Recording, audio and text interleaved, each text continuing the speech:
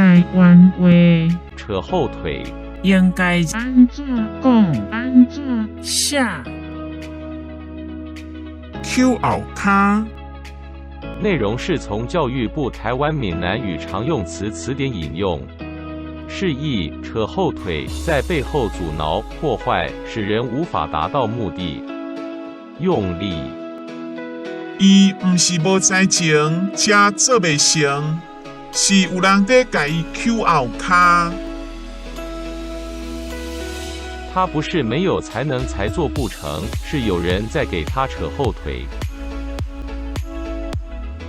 请支持我，点击 subscribe， 然后再单击小铃铛，也不要忘了转发给您的朋友圈。谢谢，请点击下面观看同一系列的影片。